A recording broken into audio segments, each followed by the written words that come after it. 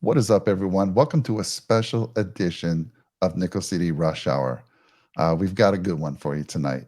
A lot of these shows that I'm doing the last couple really come about from my inquisitive son. He's 11 years old, and been asking me these questions that I'm just not qualified to answer. So he asked me a few weeks ago, actually asked me about a month ago, who's the best soccer player, Dad? Is it Messi or Ronaldo? I'm like, that soccer was one sport that I haven't really followed. So I got some experts on a show and we were able to answer the question for him. And then he's been hitting me up about, Dad, who's the best basketball player of all time? Now, mind you, these youngsters, they haven't seen the likes of Jordan, Bill Russell. Heck, I didn't even see Bill Russell. Um, he did see a little bit of Kobe, Steph Curry. They're used to these guys that are playing now. And of course, that includes LeBron James, who my son thinks is the greatest player of all time. And he has a pretty good argument. I will say that. And so when I try to give him my answer, he's like, Dad, really? Come on. So I said, you know what? I'm going to get two of the best that I know. I'm like, who can I get on this show? And I get two guys from the 20 and 20 podcast. And that's Kermit Washington, a 12-year NBA player. He's played for the likes of, let's see, I know he played for the Clippers. He played for Boston, the Lakers, Portland, and his final year was with Golden State, which was just a few games into the season. And that was after you had been retired for a few years, Kermit, right? Oh yeah, yes. Um, it just played for. You know what? People say, "Well, why did you get traded so much?" I really didn't get traded so many times. It was certain circumstances that got me moved from one team to another. I would have loved to stay with the Lakers for my career or Boston because as soon as I went there and I left, those teams became great teams. And I would have loved to play with Magic or loved to play with Bird and McHale and Parrish and back with Kareem and all those guys like that. But you know something, I just tell people I enjoyed playing. And so wherever I went, I enjoyed it. Um, everywhere I went, I enjoyed playing there. Now, the weather in Portland, no, I didn't care for the rain all the time. But, the people in Portland loved you so much. I mean, no other city treated their players as well as the Portland Trailblazers people treated their players. Nobody. Also joining us. So we got a lot of good stories. I'll tell you what, I met Kermit through T.O. Actually went up and visited him and got to sit on a really good show with James Brown, which was fantastic. And Kermit Scott, I could sit and listen to his stories all day long. Fantastic stories. The other host on the 2020 co-host is T.O. And T.O., how you doing, sir? T.O. is Good. he's a long time Chicago Bulls fan. So you might say, well, dang, he's going to be very biased. But no, he knows his stuff. He has his facts ready to go for this debate. But yeah, so again, like I said, the topic of this show is who's the greatest basketball player of all time. By the way, I'm being so rude. Tio, I talked about you, but how are you doing tonight, sir? I'm doing good. I'm doing All well. right. Well, thank you for taking the time, both of you. I really, really appreciate it. Well, first of all, when people ask me these questions, I really tell them I would go to certain positions, each position, and say who is the best at each position in my mind. The one, two, three, four, and the five. And that's even very, very difficult. But for me, number one is Magic Johnson, the best point guard of all time. And I think no matter what era you look at, there's nobody that could compare to him in what he could do and to deal with those huge egos and to win. I think, what did he win? Five Five. championships, Yeah. four championships. Five. Yeah, five. And he was just tremendous in taming. When I use the word taming, keeping everybody happy. Then you go to the two position, and to me, it's no question there is Michael Jordan. I don't think anybody, you got a lot of people that are good, but there's only one Michael Jordan. Then when you go to the three position, that's where everybody's going to have a lot of different problems, a lot of different players. You got Bird, you have Dr. J, you have you just have so many. Um, people that played, number three, the three positions. Now, if you go back in the olden time, which is the old guys, like they call us old heads, you got Elgin Baylor. If you look at his stats, they're staggering nowadays. I mean, absolutely staggering. Um, Other people, I liked Worthy so much. He was so good. You got Havlicek, so good. You had people that back in the past that were just so good, but they didn't get the exposure that the guys get now. Now, three position is difficult, as I've said. I mean, now you go to the four position. Now, everybody says Duncan, but in my mind, Duncan was a center. They kept saying he played the fourth. He was the center. They put a stiff out there and made him say he was a center. I don't know who they were half the time. Not when David Robinson was there now. Then, you could use like the double post. But he was a center. He never played out on the outskirts of the game. Maybe around the not top of the key, around the foul line, yes. But he was a center. For me, the greatest power forward in my mind was probably Karl Malone. And when you use the word power, put Barkley right there too. Now, Duncan was a wonderful, I think, center, but if you can put him at the forward position if you want, that's fine. But he really couldn't check a forward that could move. He didn't have the footwork to be able to move. He was really a center, but they can call him a power forward. Now, when you go to the center position, I tell people I knew Wilt. And nobody will break Wilt's record. Nobody will be averaging 50 points and 25 rebounds a game. I don't think that's possible. Not with the kind of talent that they have in the league now. I think that record is there, and scoring 100 points. Now, I think that can be done. With a three-point shot, I think that can be done. But you got Kareem, who was my teammate. No, I was his teammate. Excuse me. You got to turn that around. I was Kareem's teammate. The greatest high school player, the greatest college player, and debatably up there, maybe one of the greatest centers of all time. But you had a lot of good centers that were in that range. You had, Bill Russell, Wilt Chamberlain. I have to put people like Olajuwon in there, a couple of other guys that were really, really good and very successful. So, but then when people ask me who's the greatest of all time, I'm going to be with T.O. I'm going to say Michael Jordan. And the reason I say that is because, Scottie Pippen is coming up with a whole lot of things. He was as good as Michael. You have LeBron, or they say he's as good as Michael. But if you look at Michael's attributes, the leadership, he scared people to death. His teammates. Now, LeBron doesn't scare his teammates to death. LeBron's a good guy. But Michael made them work harder. They were terrified of his getting upset with them. As a scorer, I'm going to give the ball to Michael. I would give it to Michael before Kobe, before LeBron, before anybody, because Michael was a killer. I mean, he wanted to destroy you. And he has a proven record. He wanted to be the very best. And he's not, nowadays the players after the game, win or lose, they hug each other and all that. Hey, if he loses the game, Michael's not going to be hugging nobody. If he beats you to death, he might give you a handshake. Magic is not going to be hugging nobody if you beat them to death. Larry Bird, Isaiah Thomas, those guys, they weren't there to be your buddy. They were there to destroy you. But Michael, in my mind, is in a league by himself. He's there to not only destroy you, step on your grave as they're burying you. That's my opinion for the greatest player. And I'm going to go with Michael Jordan. I love how you went right to the end, Kermit. But I think we got to talk about a few other players before we actually say Michael Jordan is the greatest ever.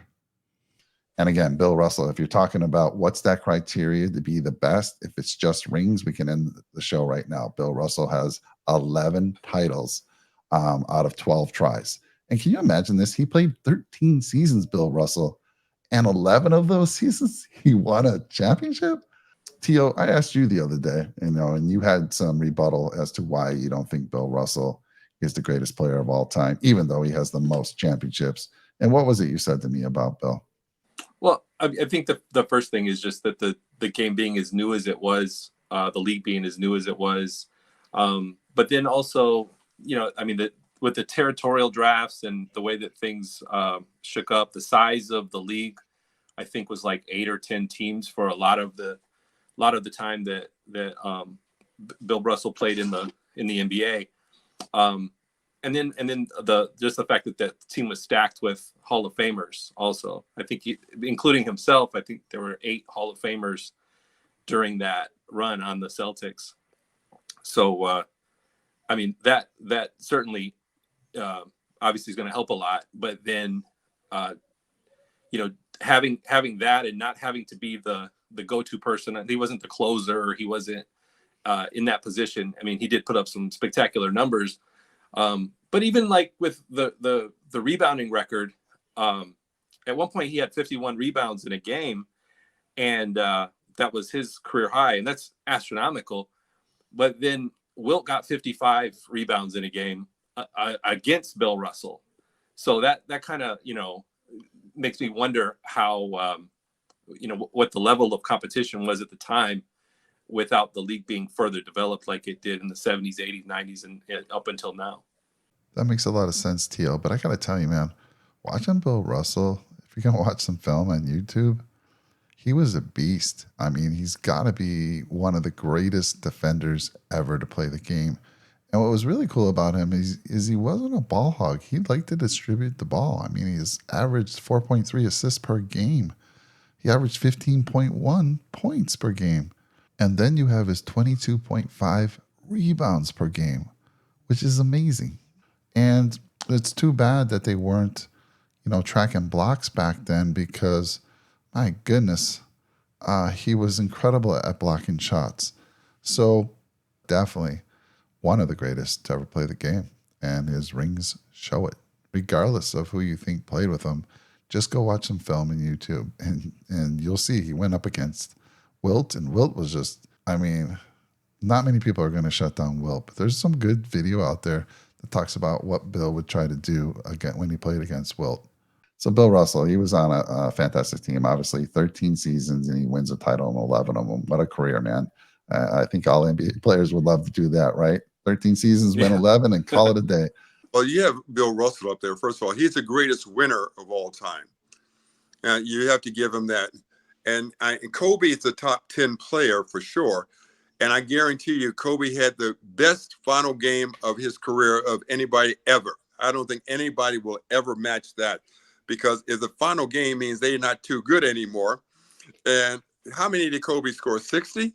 60, yeah. Yeah, I don't think that it never has been matched. And I don't think it ever will be matched, because when you're retiring, that means you're not good anymore. And Kobe, for some reason, came out. I watched that game. That was an incredible game.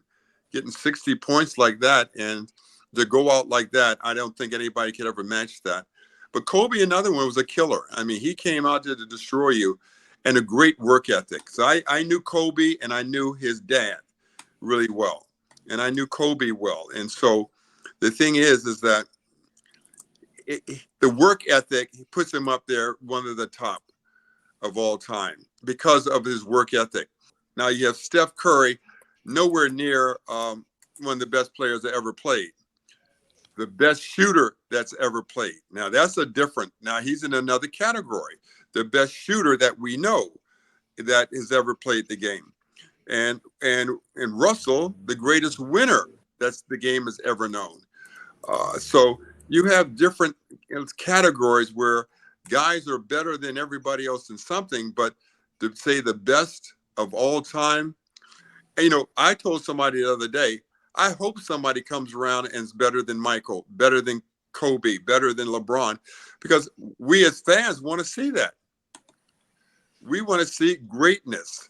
And people didn't understand, and I'm sure T.O. is the same way. When Michael was in his heyday, and what station were the games coming on in Chicago, across the nation, T.O.? WGN. What was that station?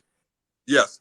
I would watch that game, and then I wouldn't watch the other games because it looked like JV, watching other teams play after watching Michael and the Chicago Bulls play. He just set such a high standard, and they played so well as a team. And I just said these other teams, I mean, they were good, but they weren't Michael. I mean, you had Magic. Showtime was something special, but you had good teams, but they just couldn't compare. And I didn't enjoy watching Detroit. They were very good. But, if you want to see somebody just beat up everybody all the time, but they had talented players also. But Michael was just special. I mean, to me, he was just special. Tio, what's your thoughts on Kobe? Kobe's unique in that, obviously with his dad being an NBA player, he had the genes he had that NBA body, prototypical two guard for the NBA. But as hard as that guy worked, it's just insane to think that, in reality or what's reasonable for the amount of work that someone could put in, it was like he overachieved even. So and then on top of that, developing his skill set, he wasn't, blessed with some of the physical attributes that some of the other NBA guys or, other athletes might have, with Michael Jordan having giant hands, things of that nature to be able to pull off different things on the court. But I noticed early when I was watching him how he had this just crazy high confidence in himself and his ability, and it seemed like he was taking things into perspective as far as where he wanted to be. So, like when you think about the playoff failure early in his career when he shot the 2 air balls against the Jazz, and guys were coming up and consoling him, and he was like, "Oh no, like that he wasn't thinking that way. He wasn't thinking negative about it. He was just going through the process." And so had he had some of those other physical capabilities, in when that's saying that not that he didn't have crazy athletic talent, but to think that if he would have had that with the kind of drive that he had, with the kind of work ethic that he had, he's one of those guys that would obviously stand apart from everybody else. Yeah, so I think he was good friends with Michael, right? And I think Yeah. would you say that he kind of modeled his game after Michael? He tried to strive absolutely. to be like Mike. Who didn't want to be like Mike, right? They created a song like for it. Right.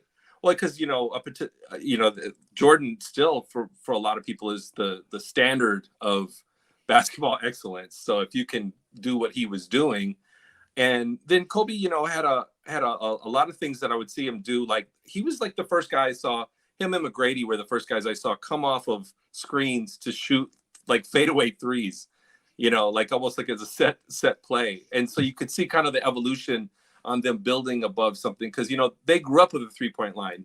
Michael didn't shoot a 3-pointer until he was in, I think, his second year in college. Well, listen, here's really the heated debate: LeBron James versus Michael Jordan. Now, LeBron James has been to 10 finals. He's won 4 of them, which is kind of a black eye, in my opinion. I think he tried to buy some championships by going over to Miami, the dream team he put together there with Dwayne Wade and Chris Bosh. And he went back to Cleveland, got a championship there, at least. One with LA, most recent, one with Cleveland, and then he got back-to-back in 12 and 13. The thing is about LeBron, no question that probably one of the greatest athletes, if not the greatest athlete that played in the league. I've never seen people at that age jump like that, run like that, still can perform physically like he can. I mean, most of the time, people's bodies have broken down by the time they're 32, 33, 34. Now, he's still going strong. I watch him, and gosh, he looks like he's coming out of college with the athletic ability that he has. I agree. I mean, so he's already played 21 seasons. He goes for another 3. It's 24. It's kind of Tom Brady-ish, right? Tom Brady was defying all odds, playing for as long as he did, and getting to as many championships, Super Bowls, and winning as many. But I got to ask you guys, because I haven't heard. I kind of did from Kermit. You guys, I kind of knew you were going to go for Jordan. By the way, I think I forgot to say that Kermit, when I was a fan of the Buffalo Braves as a kid, And when the Braves left in 1978, they went to San Diego, became the San Diego Clippers. Mr. Kermit Washington was on that team. Now, I didn't follow that team. Once they left and broke my heart, I pivoted to the Boston Celtics. But I've been a longtime fan of basketball. Watched a lot of basketball during the Jordan era, the Bird era, and even now the current era. So it's these two to me are those two pieces that you're talking about. LeBron, because what he's done with his body, been able to play this long, he's now the leading total points, and played 1,481 games. And Kermit thinks he's going to be able to go for another 3 years, which I don't disagree. I mean, when I look at the field goal percentage, he actually is a little bit better than Jordan. He's got a 50.6% field goal percentage versus Jordan's 49.7. I mean, you're talking percentage points there. 3-point percentage points. LeBron's a little bit better shooter, 34.7. And then you look at their free throw percentage. That's where Michael Jordan was, money, 83.5. By the way, Steph Curry, 91% from the free throw line, guys. Incredible.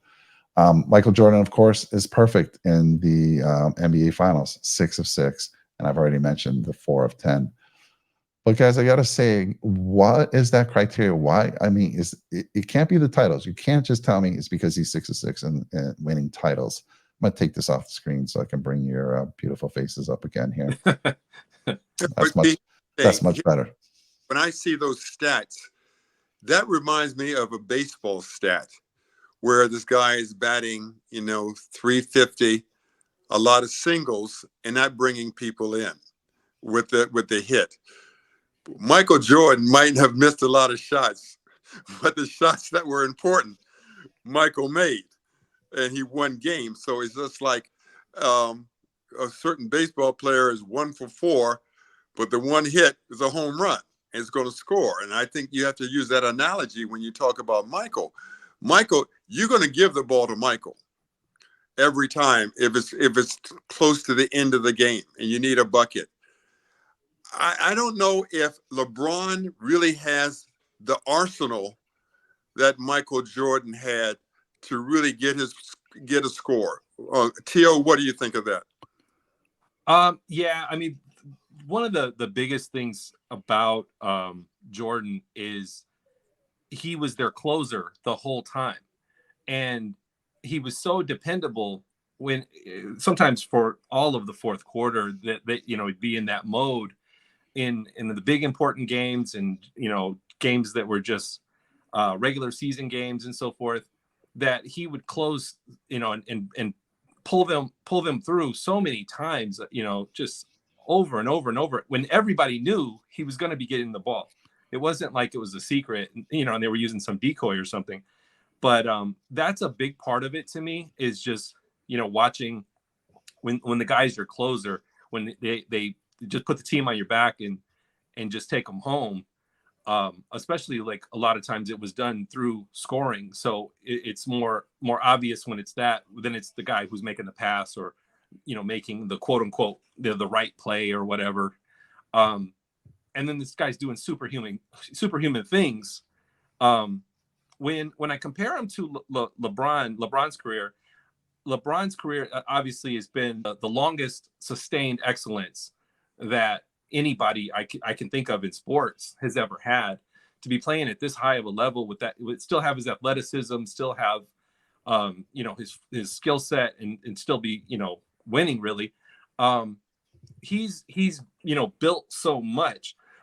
So I guess it really comes down when you're comparing, you're kind of nitpicking at some point, but for me, it's not who has done the most as far as gathering statistics and putting up numbers, over the time. That's part of it, but the biggest thing to me is who reached the highest peak. And to me is, no matter what going forward, I just don't I don't see any possible way, and I didn't see it in the past where I felt like Jordan's peak was so high because of his dominance over the league, because of the statistics that he put up, because of the scoring champions, because of the MVPs, the combination of those things and the way that it happened. That peak was a higher point than some of these other guys have achieved. If because if it was a situation where you're just talking about rings, well, you got Robert Horry and a whole bunch of Celtics with 7, 8, 9, 10 rings. You know, you played with Havlicek, Kermitt, and he had 8 rings. But no one ever suggests that he's better than Michael Jordan or better than LeBron, even though he's got twice as many rings as LeBron. Because his peak was so high, that's really what I base it on. Just the same way that if I was comparing, say Kareem and Shaq, I feel like Kareem had a better overall NBA career than Shaq did, but at Shaq's peak, he was so dominant. I would never pick, you know, and nothing against Kareem, but I would never pick Kareem over that version of Shaq. When you talk about Shaq, he's another category. He's the most powerful player that's ever played. So he would be happy with that. But I wouldn't put Shaq the greatest player that ever played. But he was up there. If you put him at the center position, he would be the top 5 center of all time. Yeah. That's just, but Shaq was, and so he would be happy. You know, he might want to be the the most dominant center. But he's the most powerful. And there's nobody's even close to him ever that's played the game that has that kind of power. Nobody. And if they called fouls when he was fouled, he would have been in the foul line 30 times a game. But because he's powerful, they could beat on him, and it didn't seem like it was affecting, so the refs just didn't call it. But then again, as Shaq would tell you, if he went to the foul line 30 times, he'd probably only make 15. So he was, you know, that's Shaq. But the thing is, each person you say, like, you know, okay, I would take, next to Michael, I would take Curry for the next person I want to take the last shot in the game. Because I believe in Steph can hit it. I would even take him over Kobe, and for sure over LeBron. Yes. But see, once again, it's a certain category I put Steph in. Now, is he the best point guard? No. You know, you have so many point guards that are better assist people, but they're not better shooters or not better being able to hit those foul shots. And that's a very important thing too. But most guards are pretty good foul shooters. But when you have a guy who handles the ball at the end of the game and can make foul shots, very dangerous, very, very dangerous. And LeBron is not that good of a free throw shooter when I'm saying in comparison to the top players. What was his his foul shooting percentage again? Let me bring it up here for you. So his free throw shooting was 73.5 compared to Michael's 83.5. Yeah, you line, because that 73% goes down even lower if it's no seconds left on the clock and you need to shoot those. It's a big different world. It's a different world. You want Michael there. You want, you know, Kobe was pretty good. You want Steph Curry there. Yeah, and if you look, you know, Michael was also a very good defensive player. I mean, steals, he averaged 2.3 steals a game. He was a great defensive player, right, Kermit? Well, he could stop people. See, he could stop a point guard. He could stop a 2. He could even play a 3. And now offensively, LeBron can play the 1, 2, 3, 4, 5. But he is not a good defensive player. And because a lot of players really kind of rest because they want to have energy for the offense. And so I wouldn't put, no, Michael's probably the best. Steph Curry's not a good defensive player, but they serve a purpose. And another thing, they can't get in foul trouble. You know, Bird can't get in foul trouble. Michael can't. I mean, Magic, none of these guys can get in foul trouble or it hurts the team. One of the things I was going to mention too is that in the league, in the history of the league, there 4 times there's been someone who won the regular season MVP, the finals MVP, the scoring title, and was top 10 in defense. And all 4 times that was Michael Jordan. So if you're talking about stats and personal production, you know, those are the kind of things that you know, show you like that he was playing both ends. And at the time, you know, you're talking about much more physical league. He didn't have the greatest team. You know, a lot of times when you get drafted, you end up on a bad team if you're drafted really high. Now Kermit's one of the guys that's the exception. He was drafted number 5 overall and got to go to on a good team right away. I don't know what the Lakers did, how they end up getting that pick, but they got you, and then and just like we were talking to Michael Thompson went to the number one pick on the 77 Trailblazers, and they just won the championship, you know. But it's something that, you know, the Bulls were especially bad when Jordan got there, and so of course the numbers he was putting up, it was incredible, because the effort he had to make against, like, say, in '86 when they got swept out of the playoffs by the Celtics, but that was an all-time great Celtics team that went on to win the championship. Bird was at his peak. You know, he was in his third in a row MVPs, and when you look at that roster, they weren't like chock full of all-stars like the Celtics were at that time. Yeah, so I was asking my son, so and this is how I kind of attacked it. Like, we all remember as kids, we're at the playground, right? And all of us are about ready to play a basketball game. And they say, T.O., you're the captain. Kermit, you're the captain. And you have Michael Jordan, you have LeBron James lined up against the fence, and all these other greats. And who are you taking first? You guys have already answered that question. It's Michael Jordan. For me, Oh yeah. Yeah, right. For me, that criteria is who can handle the pressure. Now, you can look, I mean, the eye test tells you 100% it was Michael Jordan. Just he was that guy, like Kermit said. I mean, there was no one else you wanted the ball in his hands than Michael Jordan when the game was on the line. He proved that over and over. And let's not forget, we missed out on 4 years of Michael's career. I mean, he took the 1 year off to go play baseball. And Tio, let me ask you real quickly, after they won their last championship and they kind of disbanded the team at that point, he took 3 years off. He went into retirement for 3 years. And he was, I don't know why, he could have still played, right? He would have still been an elite talent. Took 3 years off, then he went back for 2 years with the Washington Wizards. But if he would have played after that final championship, who knows? He could have a couple more. And now I know the team kind of disbanded, but he was that type of player. And one of the other criteria that I have is not only who can handle the pressure, but who elevates other players to be better. You know, you think of the Tom Brady's in football. Tom Brady didn't have the most elite talent around him, but he elevate them. And you guys have kind of mentioned that a couple times about Michael. He wasn't going to let you play below, average. He wanted to raise your level consistently, and he let you know when you weren't meeting his standards, which I love that about him. Leadership. Some people might say, dude was a little rough, but no, I love that quality in a player.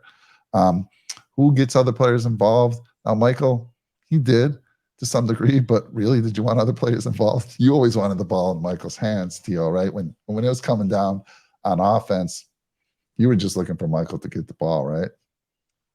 Yeah, I mean, they were a really, especially towards the end of the run with the Bulls, they were such a well-oiled machine. They had been together for 3 or 4 years already.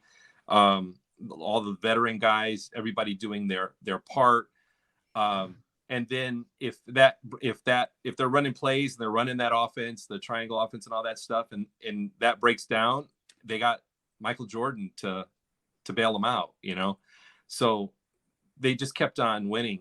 And I personally, I think that had they ended up playing, if he doesn't leave, if they don't break up the team, I think they had that one more in them, only because even though it was a long run, that next year, if you look into it, that was a shortened season. They only played like 50 games or something like that. And for a team that was already, like I said, a veteran-laden team that had been playing, they've been through it. They knew how to pace themselves. If they could have avoided injury again, then I don't think there's any way in the world that they would have not won the championship. Because if you look into it, that next year, the Knicks actually were an 8th seed, and they ended up going all the way to the finals and losing to the Spurs. And that was the weakest, I think, of the the 5 championships that San Antonio won, that was when the Duncan was in his second or third year. I don't think that team could have beat the Bulls. And again, no knock against anybody, but Avery Johnson was their point guard, and they had Duncan, they had David Robinson, who was kind of taking a secondary role to Duncan at that point in his career. That team, I don't think there's any way they could have beat a healthy Bulls team at that point. After that, I personally don't think that they could have continued winning on that. That's just too much, to go into 2000. That's when Shaq was emerging. That's when Kobe was coming. And then they had 3 years of dominance. But if you go back to when you mentioned when Jordan, when he left the first time, that was, we were talking to Scott Williams, who was a bench player on that team. And I asked him about that, because that particular team, they're 93, they win the championship against Phoenix and Barkley and those guys. And then Jordan leaves, but then Tony Kukoc comes, and they still were a really good team without him. And that particular team, I felt like could have been, a 70 win team, a 72 win team, something like that, because that team would have been just loaded coming off of a championship. And this is, we're talking Michael Jordan at 30, where he's at his physical peak. He's in his basketball peak all around. His skill level's so high. And I called to, when we were talking to Scott Williams, I said, that's like Terminator Michael Jordan, because he had all of his athleticism. He was bulked up. He was, the game was coming to him the way it was. He just came off of averaging 41 points a game in the finals. That guy was not stoppable. You couldn't do anything with that. That, to me, was the best version of the tip of the spear on his peak. So I think that 94. I'm sorry. 94. The first time the Rockets ended up winning the championship. I don't think that they could have won in 95, because they lost Horace Grant. They didn't have any kind of rebounding, and Orlando ended up putting them out when Jordan came back for a few games, and then they ended up going to the playoffs, and they got eliminated. But those 2 years, I think, were 94 and 99 were years that had he not left, I think they for sure win those 2 years. And after that final championship in 97, 98, he takes 3 years off and then comes back to play 2 years for the Washington Wizards and caps things off by averaging 20 points his final season, which just goes to show how fit and talented this man was. He didn't miss a game. He played every one of the 82 games, correct, Tio? Yeah, in his last year, he played all 82 games and averaged 20 points a game. Incredible. LeBron hasn't played. I don't think he's ever played 82 games. One time he did. Oh, one time, okay. One time, yeah. And I'm not knocking him. I'm just that's what it is. And to me, it's like, one of the best abilities you can have is availability. So you're there every night, and he's going hard at the team at the bottom of the league, or the team they're going to see in the playoffs. I mean, that's a big leadership quality. Now, I don't know if LeBron pulls people in the way that Michael pulls people in. What do you think about that? I mean, I'm asking you that question. When Michael went to a city, it was a sellout every time. Now, LeBron, I don't know. Even in his heyday, I don't know. Maybe not. That's not something I know. But Michael was a show. It's like, I try to tell people, Michael was like Michael Jackson and the Jackson 5. Well, if Michael didn't show up, not too many people just want to see the Jacksons. They wanted to see Michael and the Jackson 5. Same thing with Kobe. And do you know, if you guys remember when Michael was suspended, and Tio, I think you remember this, and they wouldn't let him play in Phoenix because he was suspended. Yeah.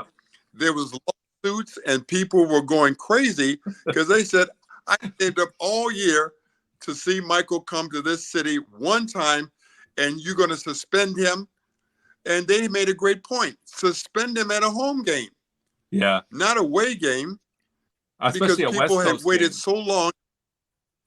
Yeah, it was a West Coast game. They only come once a year. Yeah. And that was a big, because I had a radio show then, and it was unbelievable how people were so upset about that. What caused that, Tio? Do you remember? Was it a fight or something? Now, what happened was a day or two before they're playing up in Utah, and it's come down to the wire. They go into overtime, then they go into a second overtime, and at the end of the second overtime, Jeff Malone, who is an excellent guard for the Utah Jazz. So you played against Jeff Malone, right? Oh yeah. Yeah, and well, he was one of those Very guys that was shooting a super high free throw percentage. He's driving and he goes up, and Jordan strips the ball with like 1 second to go on the clock, and would have preserved the tie. But what happened was the referee called a foul, and Jordan lost it, and so he's yelling at him as the ref is walking towards the scorer's table.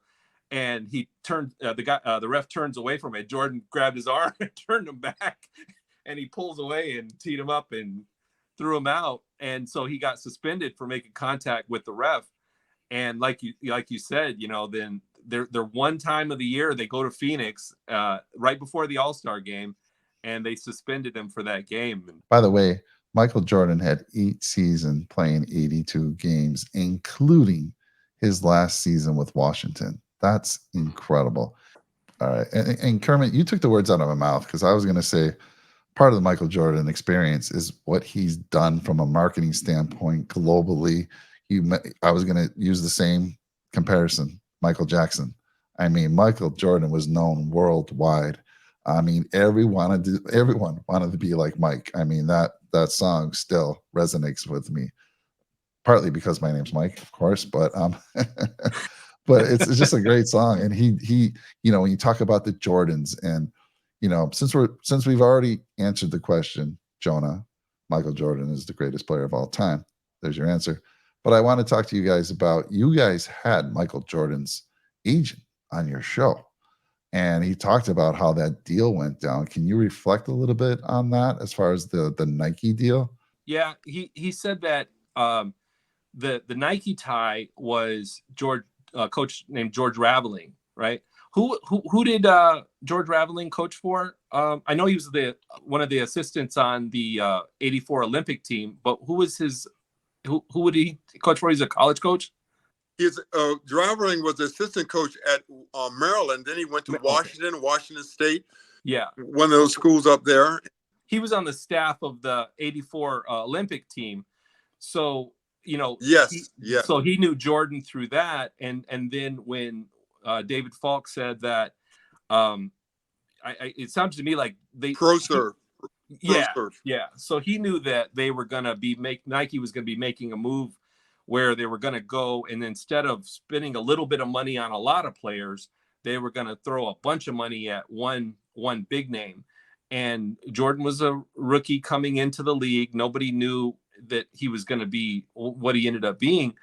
So they were kind of taking a gamble on that. They thought he was going to be good, but they didn't know it was going to be that. But in negotiating the contract, David Falk said that he wanted them to treat him like a individual sports star, like a tennis player, where not only would you have a signature shoe, you're also going to have a line of clothing and warm-ups and such. So they went along with it, and it ended up being the biggest endorsement deal in sports ever. And I guess it's approaching something like $6 billion now. Yeah, I mean, his merchandise. Go ahead. His shoes are still the number one. Yeah, nobody's even close. Not even close. I don't know how much he makes, but Lord have mercy, he's that was a great gamble. And Steph's shoes are doing well. I don't know about LeBron shoes. I've never seen anybody with LeBron shoes. I'm sure he's doing okay, but the Jordan line is so noticeable. When you see a person with those on, you know what they are, and you have mostly non-athletes wearing those for the fancy. I mean, like they wear them with their tuxedos. I mean, it's like the proms and stuff like that. It's impressive what and they're beautiful shoes. I mean, well, T.O. has all of them, so I don't know. I was gonna say, Tio, what's the current count of Jordan shoes? Oh, I don't know. Probably 25, 30, somewhere in there. Oh my goodness. Because I was telling him, I said, I can't just buy what I like, because I'd just be buying them all the time. If I had no restrictions, then I can't even imagine. It would be ridiculous. I would have 4 or 5 of every colorway probably. Yeah. I mean, it's just crazy. And like you said, Kermit and Tio, his shoes are the #1 selling shoes. My son is into his collection as well. He met Tio a couple years ago, and they were talking about the Jordan shoes that they have. It was pretty funny. And guys, I want to end it on this, because I want Kermit to tell a story about him meeting Michael Jordan. David Falk and Pro Serve, because he was with them. And it's funny how Dean Smith and John Thompson funneled most of their players to Pro Serve. I don't know why, but they did. Well, I met Michael in Washington, and it was just a casual thing. Hey, how you doing, Mike? And because I didn't really know that he was going to be a big star. He was just coming out of college. So that's one thing. But I met him a couple of times, but the one that was most, that really, I had to stand back myself, because I walked into the locker room, and it was between the Dream Team was playing, I don't know, one of the Caribbean countries, I think. I think in an exhibition before they went overseas. And I walk in, and I knew Malone. I knew Chris Mullin really well. I knew Magic. I knew all of those guys. But then Michael says, Kermit, come here for a second. I turned around and said, you want to talk to me? The great Michael Jordan wants to talk to me. And I said, okay, what's up? And he just talked about, because of David Falk, and David has told him stories about me and this and that. And I was honored that he even acknowledged me. And not very many players. And the same thing with Allen Iverson when he was inducted to the Hall of Fame. He said the same thing about Michael. He said he looked over at Michael, and Michael didn't look real. Looked like a halo was over him or something. It looked like he didn't look real. Because of what, his persona. And to me, it was just incredible. And I introduced him to my son. And you know what? A guy had painted a really nice caricature of Michael. And I took it with me with my son to meet Michael for their shoot around. Well, beautiful. Michael signed it and everything, and it was a one of a kind. I went to see Phil Knight for something, and I had that with me. I think I hadn't gone home yet. And Phil said, well, can I have it? Well, I had to give it to Phil, but it was beautiful caricature that Michael had signed, but Phil wanted it for his office. And this is back, in 90, whatever the Dream Team year was. And I knew Phil Knight pretty well too, but Michael was something to me, not even real. I think he came from another planet, to be honest with you. I just can't believe his greatness. I mean, just like I guess those soccer players, they think like that, or people like baseball players like Babe Ruth, bigger than life. And Michael, you know what? He'll be bigger than life till the day he dies. He's just unbelievable to me. Unbelievable. Yeah, that's just a lot, Kermit, that you were playing in the NBA with some great players long before Michael joined, and the fact that you are in awe of him meeting them, that says a lot. I know I'd be in awe. I wouldn't be able to say anything like your son. Your son, you said, couldn't even talk to him. He was so awestruck. T.O., I'm not sure how T.O. would handle that situation either. It would be like, it would be surreal, Kermit, Yeah. you got to have I know you have all these connections. Can you get Michael on your show? No. I know what I used to be able to get a lot of people, when I had the radio show. I had a radio show up in Portland. It's like I have to reestablish myself in some way, to be able to get that kind of quality of player. Now, Shaq, I know if I could get a hold of him, he might come on because we were good friends. And I tell people the other day, I could get Jerry West if I still had his number. And I tell people the other day, I say I played in Jerry West's final game, Dave Bing's final game, and Havlicek's final game. And those are 3 Hall of Famers. And Wow.